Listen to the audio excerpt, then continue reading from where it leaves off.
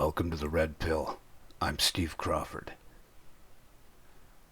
This next clip is the Liberal MP Joel Lightbound, and he's criticizing the stances of his own party. He did this Tuesday, which is today. So this is Tuesday, February 8th, 2022.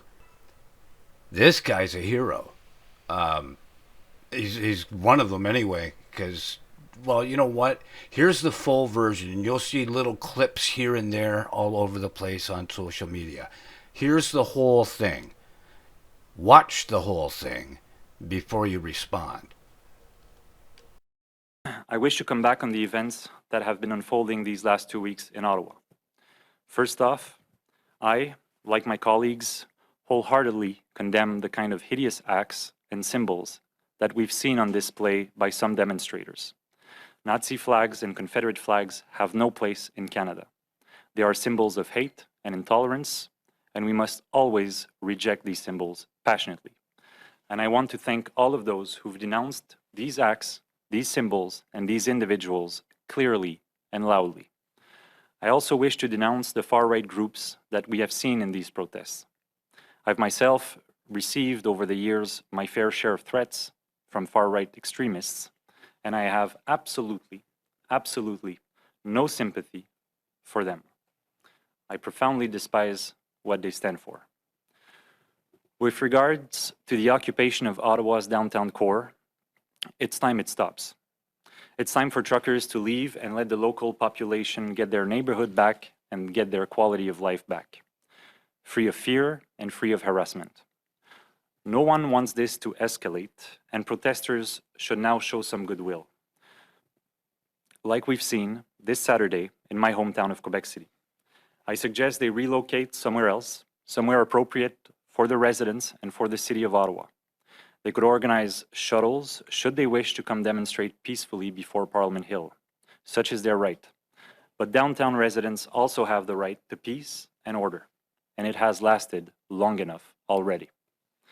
That being said, when it comes to the broader demonstrations we've seen in Ottawa, in Quebec City, and all across the country, I will abstain from the kind of generalizations that we've heard these last few days. I've seen on Radio-Canada an interview with what seemed to be a very kind grandmother who demonstrated for her grandkids. She looked and sounded nothing like a white supremacist, nor did the Black, Sikh, and Indigenous Canadians I saw demonstrating on my way to Parliament these last 2 weeks, or in Quebec City this last Saturday. I have enough respect for my fellow Canadians not to engage in these easy and absurd labels. Now, looking beyond the demonstrations, I've heard from hundreds of constituents and citizens who took the time to reach out to me these past weeks. Folks who have nothing to do with these demonstrations, who are for the most part vaccinated, who have done everything as they should these last 2 years. People who have shared with me legitimate concerns about where we are heading collectively. I think we must hear these concerns, and I think we must respond to them. I've heard from parents worried to see their kids sink into depression and slowly lose their joy of living.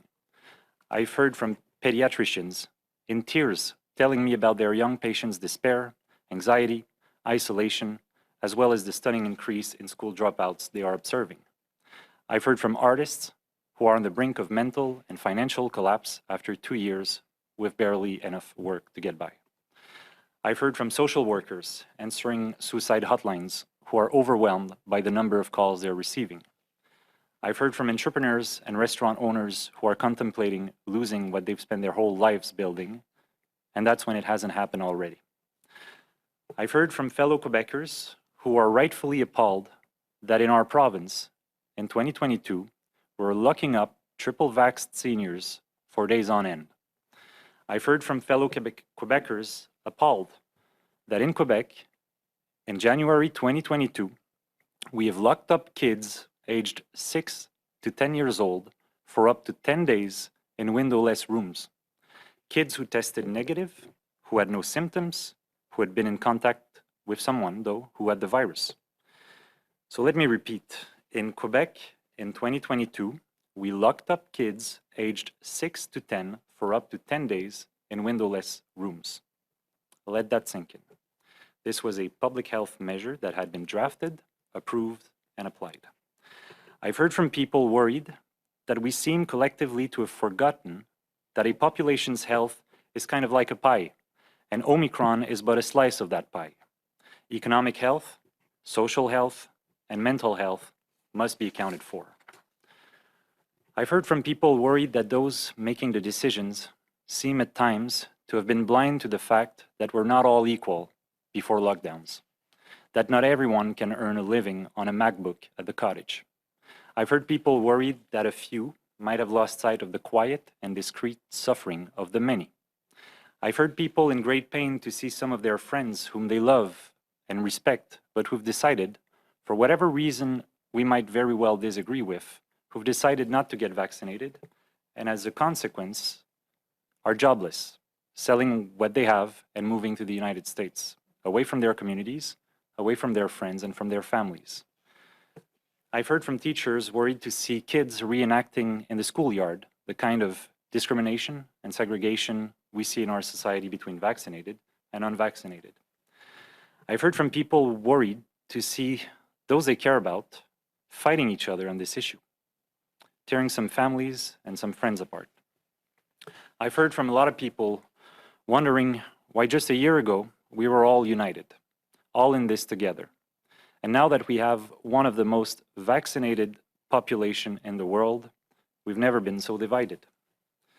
Now, these people are increasingly confused when, on the other hand, they hear experts like Dr. Carl Weiss, a renowned Quebec epidemiologist, state last week, and I quote, that COVID-19 is here to stay, that those at risk will have to be monitored closely when symptoms appear, that we will have to protect our healthcare systems, but that we will also have to live with the virus like we do with influenza, that we can't go back to lockdowns and restrictions not supported by science.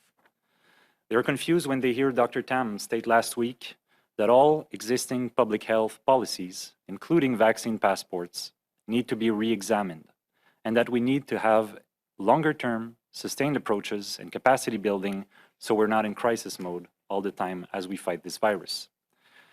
They're confused when they see the undeniable trend around the world whereby, for instance, the World Health Organization recently recommended dropping or alleviating many border measures, including vaccine requirements, as they've proven to be ineffective in fighting the propagation of the Omicron variant. That's the World Health Organization.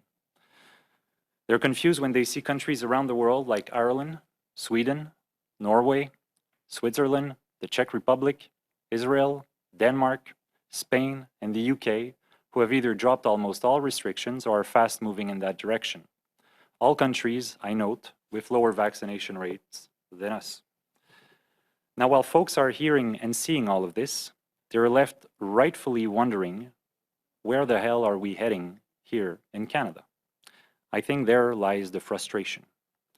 They feel there is no appetite from our government to adapt so as to reflect the changing data and the changing reality of the pandemic and of the world.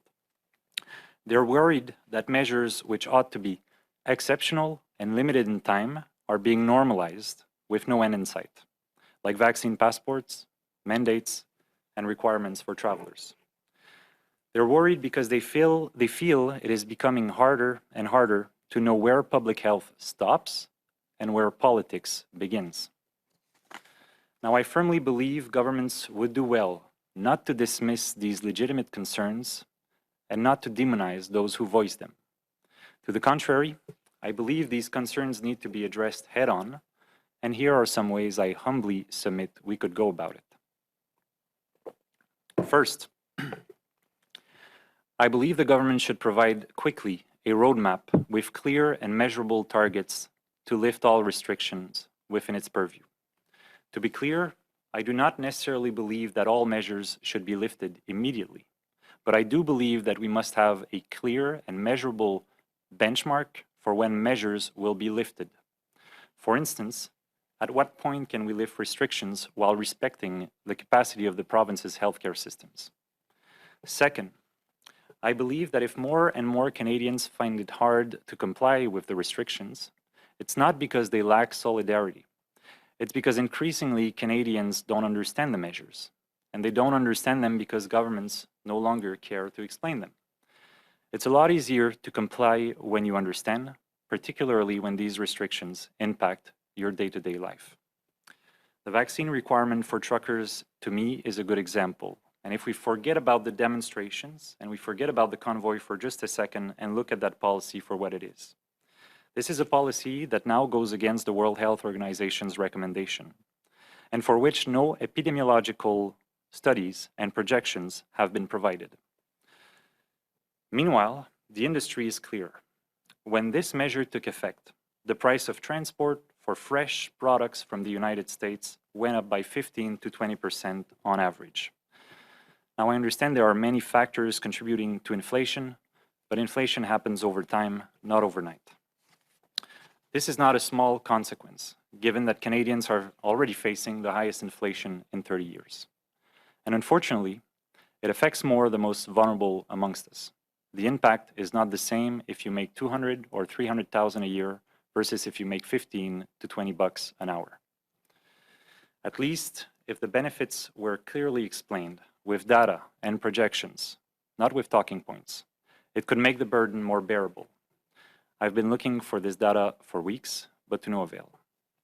This leads me to humbly suggest that the government should systematically publish the epidemiological projections and the scientific analysis underpinning the measures it imposes going forward. Third, to echo the comments I quoted earlier by Dr. Tam, we need to be building our capacity right now to face the next waves. As such, I believe the government should start negotiating the Canada Health transfers with provinces without delays. The government's position is quite frankly hard to understand. On the one hand, we say that we will not be negotiating the transfer before the pandemic ends. And on the other hand, we say that the pandemic will last for years.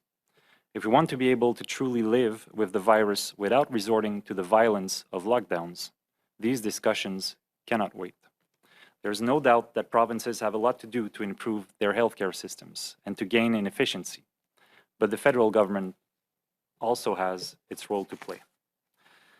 At last, I think it's time to stop dividing Canadians, to stop pitting one part of the population against another. I can't help but notice with regret that both the tone and the policies of my government changed drastically on the eve and during the last election campaign. From a positive and unifying approach, a decision was made to wedge, to divide, and to stigmatize. I fear that this politicization of the pandemic risks undermining the public's trust in our public health institutions. This is not a risk we ought to be taking lightly. In this last year, Canada has reached one of the highest levels of vaccination in the world. It is something we should be proud of.